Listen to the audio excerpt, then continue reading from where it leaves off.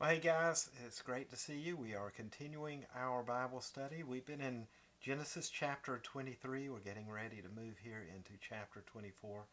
And a reminder, Sarah has gone to be with the Lord, and we talked a little bit about Abram, maybe some of the internal emotions that were going on in him. And here we're going to talk a little bit more about Abram and maybe some of the things that are going on in his mind and his heart as he continues to deal with Sarah's death. In Genesis 24, verse 4, uh, Abraham calls his servant up to talk to him, and he says this: "Go to my country and my own relatives and get a wife for my son Isaac." And again, that's chapter 24, verse 4. Well, I have some shocking news for you. Did you know that the truly important things which occur on any given day um, that has any long-lasting eternal consequences, they don't really necessarily take place in the public eye? Did you know that the most significant events occur in the world that they're likely not going to be discussed on evening news? We look at headlines or nightly news just about every day. And in today's world, people tend to think that the most important events happening on Earth on any given day involve things like nations at war or maybe even considering war, news about evil men plotting against those that they hate or those whose wealth they envy. We hear news about earthquakes, about weather patterns, about epidemics, whether they're actual or just feared. We hear of rising and falling economic indicators. We hear about political scandals, intrigues. We like to see debate and public outcry over policies and legislations, and we watch the latest off-field or off-stage events or spectacles from our sports heroes or entertainers. Um, and those are kind of the high-profile things that the news outlets tend to focus on. But the things that I've just talked about here, these things which attract the attention of news websites, of publishers, of TV producers. Sad to say, they attract the attention of a lot of human beings, and I guess we can put ourselves in that category at times as well. Um, they really are not that important uh, events that are happening on the earth. Those things that we've just talked about here, they belong to the realm of what Scripture would call under the sun. The writers of Ecclesiastes, a writer of Ecclesiastes wrote, "There is nothing really new under the sun," if you remember that passage. And that's a realm, and so everything under the sun, he said, is vanity of vanities. It's a fleeting wisp of wind that puffs our way.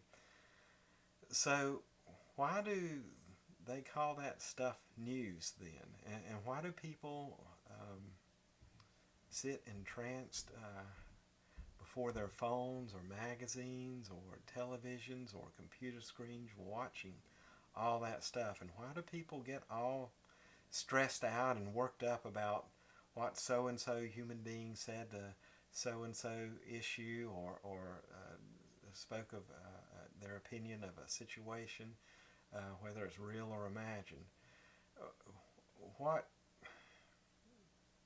Maybe we should ask, what then is most important in this world? What are some of the events that are taking place in the world at any given time that truly is important? And I think that's a great question. Um, there are things like what we're going to be reading in chapter 24 in the scriptures about the life of Abraham that I think we're going to find are what's truly important. The above scripture reading happened after the death of Sarah. The words Abraham spoke and the actions he took will really change the world forever. Now keep in mind that on the day Abraham spoke these words, there was probably several wars raging, and there were a number of famines probably happening around the world, pestilence threatening the world. There was probably somewhere an earthquake. Um, there was probably violent storms that were brewing. There's probably forest fires that were happening somewhere. There was probably volcanoes spewing out ash and maybe even lava. There was probably a king or a public official misbehaving. Well-known figures of all kinds getting caught doing all kinds of scandalous things. There was probably any number of evil men doing what they do, plotting evil. But Scripture looks past all of these things that grab our headlines uh, and tell us what's really important, what's really history making, what's destiny shaping, what's truly important to the world. Maybe it's going to surprise us. Far off the public stage, in a tent in the desert near Beersheba, a private conversation that would change the world was taking place between a man and his most trusted servant. The man in question, he wasn't a king. He wasn't a politician. He was neither young nor handsome nor athletic. He was not planning to overthrow a kingdom. He was not plotting evil against anyone. He was simply a sheep herder, a stranger in a strange land. And by no means was he poor, but by worldly standards, he wasn't rich either. And his only desire was to, before he died, to find a matriarch worthy,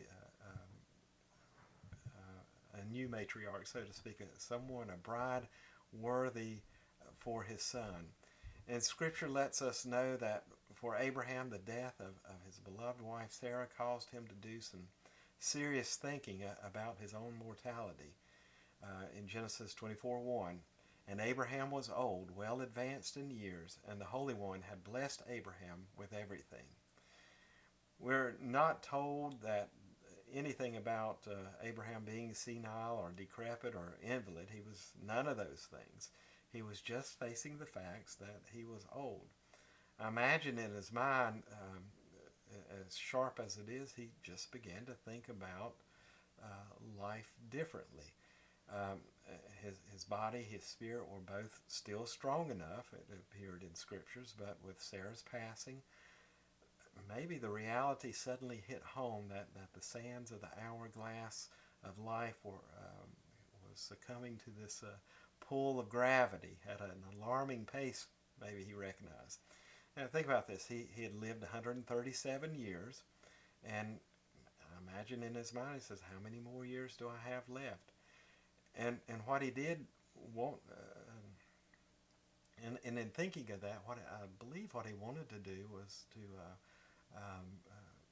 impact Isaac, to impact this next generation coming up, to impact the world, that he wanted to leave the world behind in a better shape, so to speak, than where he had found it.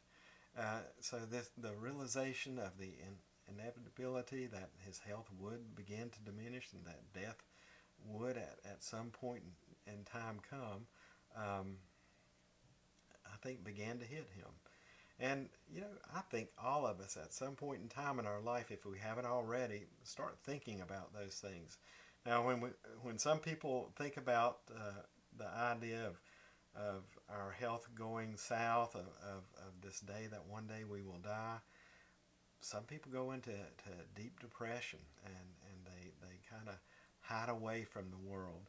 Others buy sports cars, go to rock concerts, start eyeing younger women or men, in the case, whatever the case may be for the person, and they try desperately to lay hold of one last image of glory days.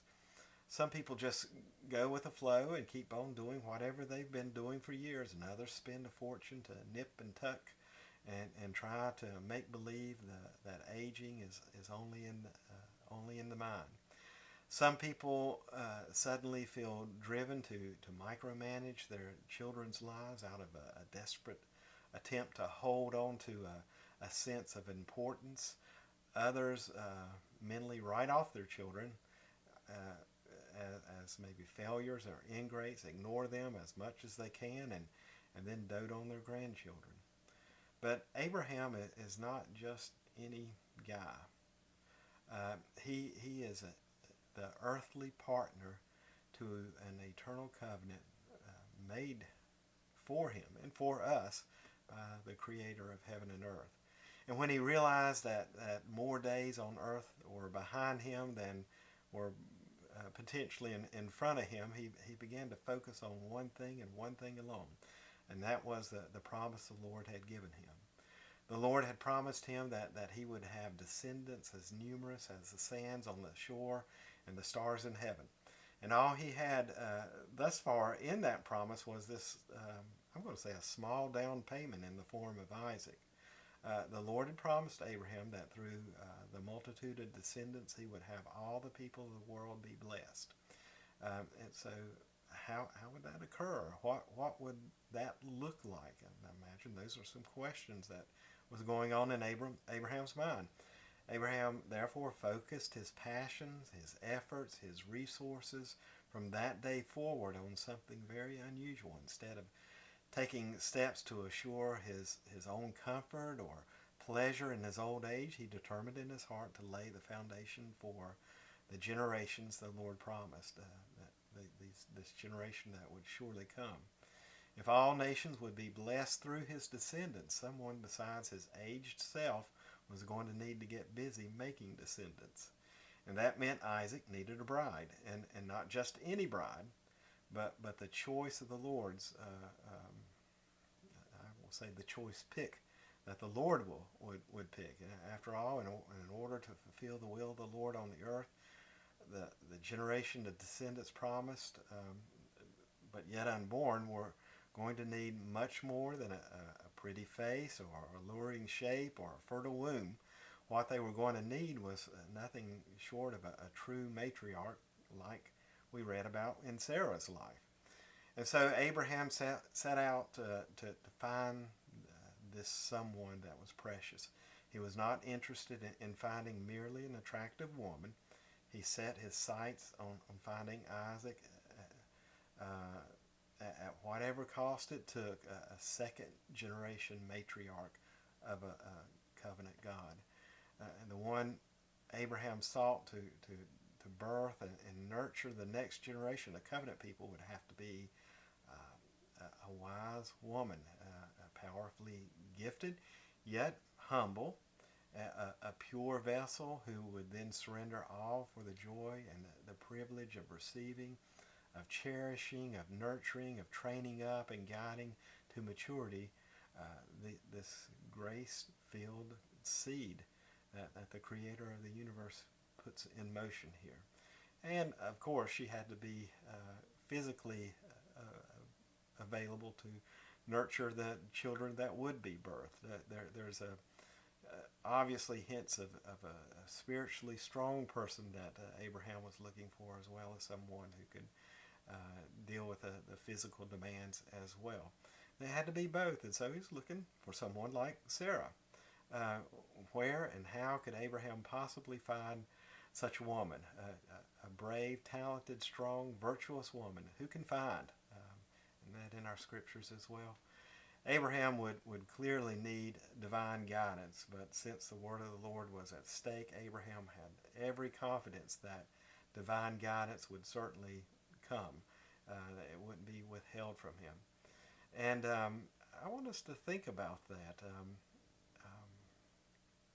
I believe each generation is called to raise up the next generation, and maybe some of us who's got a little bit of white in their hair, we might need to think about that. Not so much about our comfort as in how's this next generation going? Have I invested in them? What does God want me to do to invest in their life so that I can be assured that this next generation would fall in love with the Creator of heaven and earth, would grab hold of the covenant promises that He offers to each generation, to each of us.